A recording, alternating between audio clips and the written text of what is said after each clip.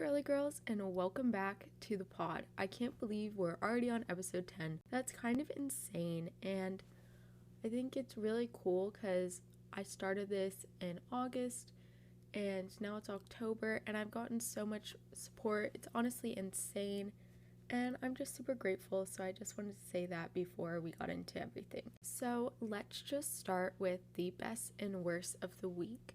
For the best of the week, it was my PSAT, surprisingly, not the actual test, but to take the PSAT, I had to go into school and I got to see a lot of my friends, and it was good seeing everybody because this relates to the worst of my week, but my mom is making me do online school for my school, and there's like not that many people doing online, and starting next week I think I'm gonna be like one of like 3 or 4 people who's doing online. But yeah, so that kind of sucks. My worst of the week is that my mom won't let me go to school in person, and she just doesn't think it's safe, which I get, but I mean, it's just kind of annoying, and I would rather be in school than like doing online school because I don't think it's very good for my mental health or learning or my grades, because like I don't know, this is not like the best that I've done in school. Probably I've done very poorly and the worst I've done in a while, and I just haven't been feeling the best, and I really think it's just because I haven't been seeing that many people. And I wouldn't even say I'm like a people person. Like, I would say I'm very introverted, but it's like a lot of time to be alone and to only see my mom, my dad, and my dog. You know, you feel? Okay, so moving on to the quote of the week. It is live by the sun, love by the moon. And you're probably like, what? Like, how does this relate to the topic? And yeah, so I'm going to tell you. So in my opinion, this quote is all about staying present. It's about mindfulness. It's related to nature, which makes me think of being mindful and stuff. And it's all about taking a moment to calm down and appreciating the little things. And I think that our culture is just so focused on being overly productive and getting stuff done all the time that we just need to live by the sun and love by the moon, you know? So I just thought that was really cute. I saw it on Pinterest, obvi, just because, I don't know, I feel like that's where everyone finds their quotes, you know? And also, I'm trying to make these intros shorter because, like, I was listening to someone else's podcast and they had a longer intro too, and I didn't realize how boring they were. So I'm really sorry about that. But, you know, still learning and trying to make things better for y'all. But this week I've been super busy with school, and I'm sorry I haven't been very active on my Instagram stories. I've been super stressed. As I said, I had the PSAT. I've had lots of tests this week. I have lots of projects due, and I've just been feeling pretty burnt out, and I almost didn't record this episode. Like, it's Friday morning right now, which is why my voice sounds a little funny, and I really just didn't want to record this. I'm super tired, but I think it's good that I am because the podcast makes me feel better, and I want to be consistent for you guys, and I don't really want to miss a week, like, in the beginning of my podcast journey, just because I want people to be able to know that every Monday they can see my episodes.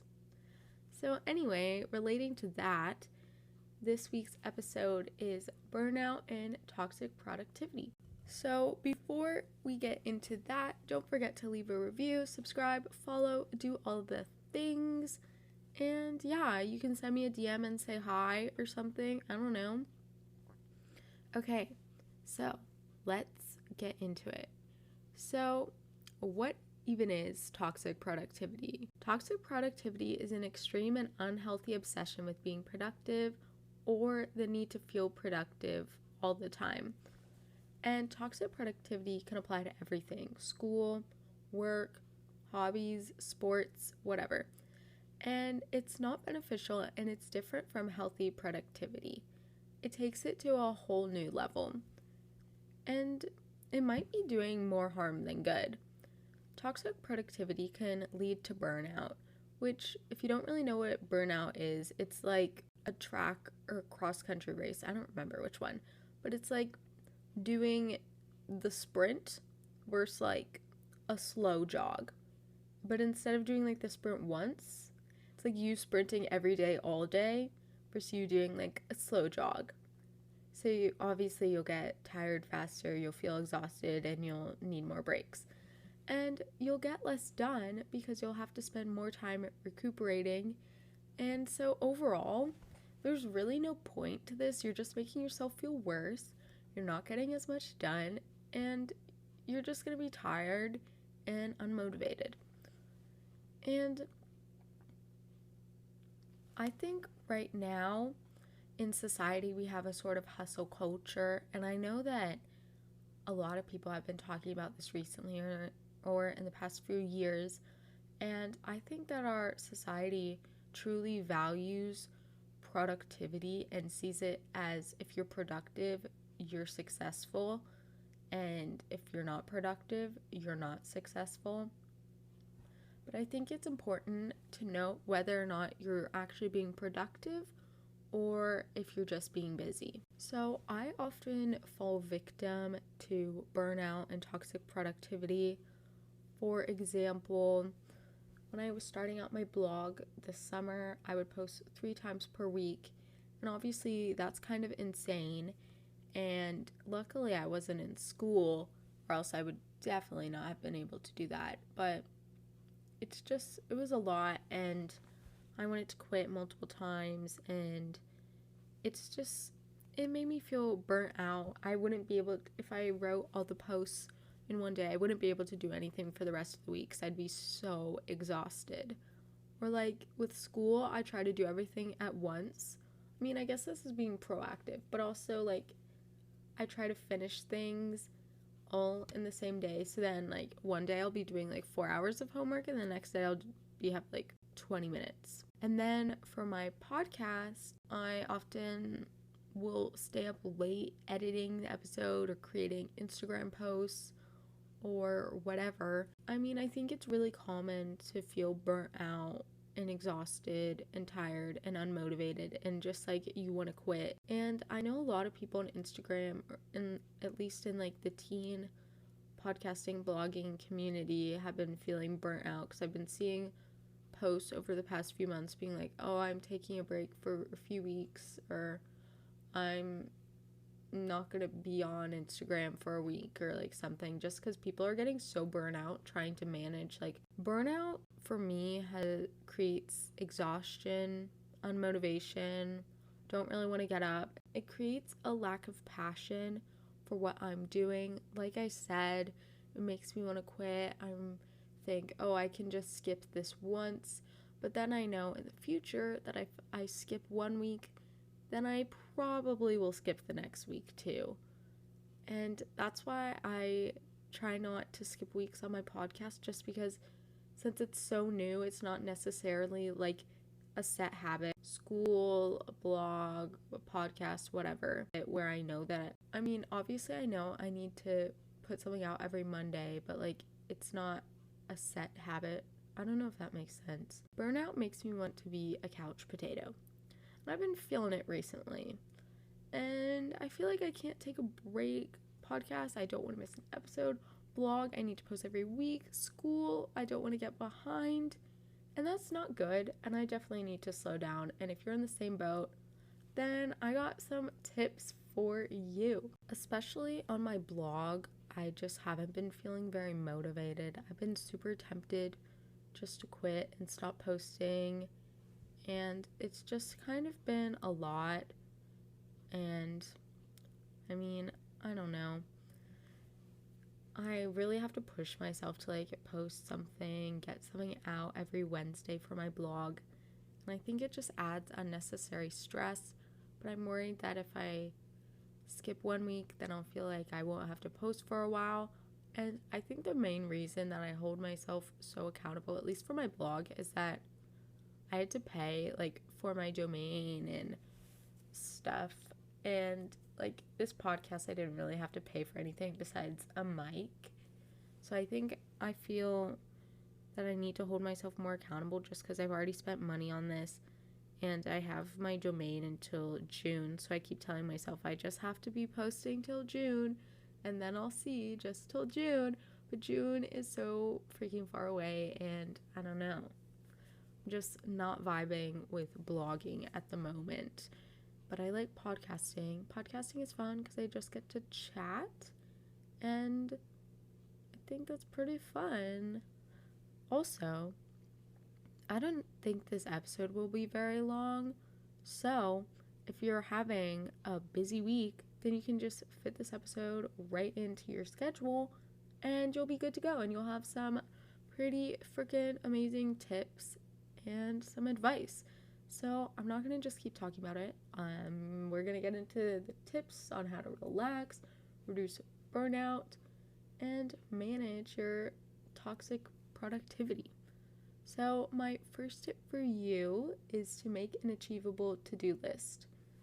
So this doesn't mean that you write down like every single thing that you've been wanting to do. It needs to be realistic.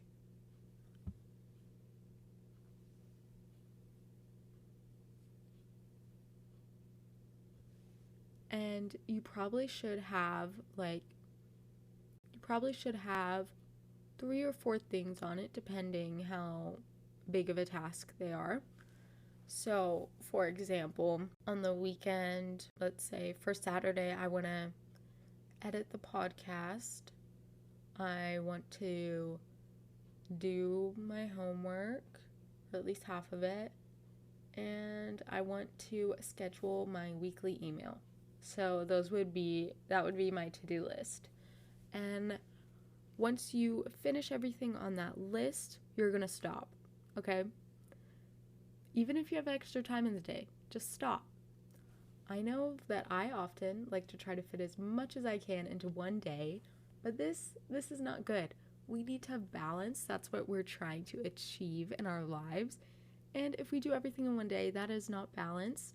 And we're just falling back into some toxic productivity habits and causing more burnout. So, you have to make an achievable to-do list and stop when you finish everything. And then you can take a break, relax, maybe plan what you want to do for next week. But don't feel like you have to do everything in one day. I know I often do this, but you don't have to. And I think that's good to remember. Also, if you aren't good at keeping your stuff organized, use a calendar, use to-do lists, use Google Calendar. And if you want to learn more about that, you should definitely you should definitely listen to my episode all about organization and time management. I give some super helpful tips there, and then you won't lose track of anything you need to do. So make sure to check that out after you finish listening to this episode. My next tip is to go to bed. Actually, I'm serious. So you need to be going to bed at a reasonable time. And if you can, try to be consistent. I know this can be really hard with school, if you need to stay up late to study or do homework, or if you got home late from sports, but actually try to go to bed. I try to go to bed between 10:30 and 12. That's my range. So I would suggest that you too also create a little range. So just so your sleeping schedule can be more normal. And this will be good for you overall. 1, because you won't be so tired. And 2, you'll have a little routine and then you can have a fun night routine. And you can be more consistent. And once your sleeping is consistent, you'll know how much time you have left in the day, how much time you have to do things, and then you can plan your to-do list accordingly. My next tip is that if you're feeling tired and unmotivated, to take a break. And I think this is obviously easier said than done, and for me, if you were listening to anything I said before, I struggle with this the most. I'm not very good at taking breaks. I like to roll through it and get everything done, but that is not the best, and it's always important to take breaks, take time for yourself. And what I like to do, so for school, I like to try to do one subject each time for homework. So let's say I'll start with math, so I'll do my math homework, and then I'll take a little break, walk around my room. It's always great, especially if you've been sitting for a while, just to get up, walk around for a few minutes. You don't have to walk outside. You can just walk around your room, walk around your house, walk up and down some steps. I don't know, just to get some blood flowing. And for other things, like my podcast, again, I like to do one task at a time. So I'll edit the podcast one time, I'll make all my Instagram posts another time, whatever. And for my blog, I like to outline at one time, then write, and then make Pinterest pins. So I think it's really helpful just to focus on one task at a time and break down what you need to do into smaller tasks. So let's say you have to write an essay for English class. So you need to focus on the little steps. So what do you need to do first? You need to think of some ideas. Then after that, you need to make an outline. Then you need to make a draft. After you make a draft, you need to edit it. Once you edit it, you're gonna read it over, and then you're gonna look through it again, and then you can turn it in. So I think this makes tasks seem a lot more manageable, and it also helps us spread out our time accordingly. And there's a super helpful app if you like to do time blocking. It is called Be Focused, and I actually haven't used it yet, but I downloaded it over the summer to use for school. But I think it would be super helpful for studying, especially because you can set a timer for how long you want to study, and then it'll have a break time set. So will keep you super accountable, especially if you're not very good at keeping yourself accountable. Then you can have an app doing it, and I think that would be super helpful. So relating to take a break, my next tip is to do self-care. And by self-care, this can mean a range of things. For some people, maybe it could be going to see a friend. It could be walking your dog around the block, doing a face mask, journaling, watching a movie, whatever. I think we often think of self-care just as like a spa day or just as something fun, but I also think self-care can be like pretty hard at times if you aren't feeling your best and you're trying to give attention to yourself, but you aren't feeling it. So I think that's really important to remember, that it won't always be fun, but of course you can do the little fun self-care activities. Just do something that makes you feel better. You could write a gratitude list. I know when I did this over the summer, I honestly felt the best I have ever. And I was actually listening to an episode of the Seriously Not Serious podcast, and Julia was doing a solo episode, and she was talking about forgiveness, and she mentioned doing a gratitude list and writing a list of people you forgive. So I would suggest checking that episode out. I think it's their latest one. And yeah, so my favorite self-care activities are to read on my Kindle, which is my absolute favorite thing in the world. It's like my little baby. I love it. So I love to read on my Kindle. I really used to like doing face masks, but my skin has been super sensitive lately, so I haven't done those that much. But besides reading on my Kindle, I like to watch a movie, curl up in a blanket, be super cozy, take my dog around the block. Pretty much if I'm walking outside, it feels like self-care, even if there are other people around. I love nature. I love hiking.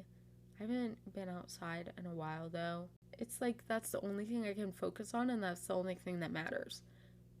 Especially if it's like a project or studying for a test, I'm like, I can't take a break. Like, I need to do this. But you need to separate yourself so you can actually think about what you need to do, rather than just thinking to yourself, I need to do this, I need to do this, I need to do this. And I think this one is also pretty hard, but it's super helpful, especially if you feel like you have so much to do, you're so overwhelmed, you don't have time to even eat lunch, you don't have time to take a break, you don't have time to do anything. Just stop, get up, and you can walk around the block. I like to take my dog Tilly on walks because this will only take like 10 minutes. It will help me clear my head, and then I'll get back and I'll be more productive, and my body will thank me for taking a break, because all these last few tips are all kind of intertwined. But when you take a break, when you get away from your work, when you do self-care, you're giving yourself time to pick yourself up again and making yourself more productive in the long run. And I think it's all about getting more done in the long term. So toxic productivity makes us feel like we need to get everything done now, but when that happens, we have to take longer breaks. We don't feel motivated to keep doing the little tasks we need to do. So that's why we need to be more balanced and spread things out over time. And this will, in the long run, get more done over the course of a year or something. My next tip is also related to what I just said, but you need to space things out and don't leave everything to the last minute. So, relating to procrastination, guys, I know this is so hard, but don't procrastinate. Once you hear about an assignment, just start it. You don't have to finish it. Just start it, and you'll thank yourself later. Your future self will thank you for starting it. They'll be like, oh my gosh, I'm so glad I did that like a week ago or something. Like, I'm so busy this week. And it's important not to leave things to the last minute, and also not to do everything just like ahead at the same time. It's, again, all about balance. I like to have a little schedule for when I do things. I know I've talked about this in past episodes, but I'm just gonna quickly mention it again for my podcast, using it as an example. I like to record these episodes on a Thursday or Friday. Right now it is Friday in the morning, so right before school, I'm in a study hall, and yeah, so I like to record on Friday mornings during my study hall. Then on Friday evening or Saturday, then on Friday or Saturday, depending on when I recorded, I like to edit the podcast. And then on Sunday, I like to create my Instagram posts, and just little things like that. It's good. It's really helpful because it helps you spread out your time. And I know that if I tried to do all of this in the same day, if I tried to record the episode, if I tried to edit, if I made Instagram posts, I would not be able to continue this. Like, it's all about knowing what you can handle, realizing what's realistic, and not trying to be idealistic and thinking, oh, well, I need to do this, this, and this, so I'm going to do all of this today, and I'm not going to do any of it tomorrow. Just do a little bit each day, and then you won't really feel that burnout. I mean, obviously, burnout is inevitable in anything. I mean, especially if you're in school and trying to manage other things, it'll happen, but there's also ways to reduce unnecessary burnout. And so my next tip is, again, I'm really just connecting these very well, but know what you can handle, know what's realistic, and don't be idealistic. Did that rhyme? I should be a little poet. But poets don't rhyme, do they? Okay, question. Did anyone else, when they were younger, think that, like, all poems just rhymed, and if it didn't rhyme, it wasn't a poem? Or was that just me? Because, like, that was a huge revelation in middle school when I first heard about poems that didn't rhyme. Anyone else? Okay, sorry, not related at all, but damn, the weird times. People tell you stuff in middle school and elementary school that just isn't true. Okay, so know what you can handle. Know your boundaries, how much you can get done in a day. Think about how long tasks take you.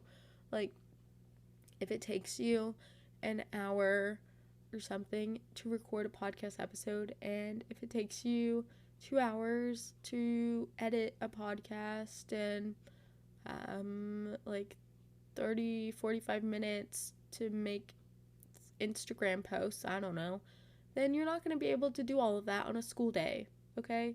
No one has time for that. That is not realistic. You need to space things out and know what you can handle, know what your schedule looks like. This is so important, and again, relates back to my organization episode. But if you know what's on your schedule, then you'll be able to plan accordingly, know when you can do stuff, and also take advantage of like the little moments that you have to do things. For example, last night I had an interview with the Teen Times podcast for her pod, and we were planning on doing it this weekend, but we were both super busy on the weekend and had a lot going on. So we decided just to do it late last night around like 8:30 or 9, and we just got it done. And again, taking advantage of the little moments, because if I didn't do that, then I probably would have just been sitting in my bed watching Netflix or scrolling through TikTok or reading on my Kindle, and I'm just glad that I got that done. So again, take advantage of the little moments. And an example I always use is that I record these episodes on my Friday morning study hall. Little things like that that really just help you get stuff done, help you manage your time better, and you'll feel just really good about it. You need to do things that benefit your future self. Be kind to your future self. Don't leave them hundreds of tasks that they need to do that are due tomorrow. That's not nice. You wouldn't do that to your friends, so don't do it to your future self. And just think, again, relating back to the schedule, if you don't have that much to do today, if you don't have like a sports game, or my last tip for you is to think about your future self. This is again relating to the long term in the way that it's a podcast interview or whatever today, then try to get ahead. Try to do some things. If you know you have a super busy weekend or super busy upcoming week, then try to plan accordingly. Let's say for break, you're going out of town and you're not going to be able to record a podcast episode. Record 2 episodes in one day. Things like that are just situational are okay. But if you're doing this every week, I would not suggest. But like if it's a one-time thing, you have a break coming up, then that's okay. But remember, think about your future self. Think about what you have going on in the upcoming weeks, and just be kind to yourself. Always be kind to yourself. Always show compassion. And yeah, I know this is a super stressful time for everybody, especially as high school students. For me, I'm a junior, so I've been super stressed. I've had lots of school things just going on, especially doing online school when a lot of people are just in person. It's just kind of hard, and it's stressful, and it's hard to learn. So I just want you to know that I'm right there with you. I'm also struggling, and that's why I decided to make this episode, because of course I like to do things that are relevant and current with teens, and I didn't really have an idea for this week. And then I just was trying to think about how I've been feeling, and I really just haven't been feeling the best. I've been feeling burnt out, and I think this is just something that we all face, that we've all been struggling with, and it's okay because we're doing it together. And I also think it's important to be kind to content creators on Instagram, or fellow teen podcasters and bloggers or YouTubers, to know that we're all in school and it's really hard to manage all this during the school year.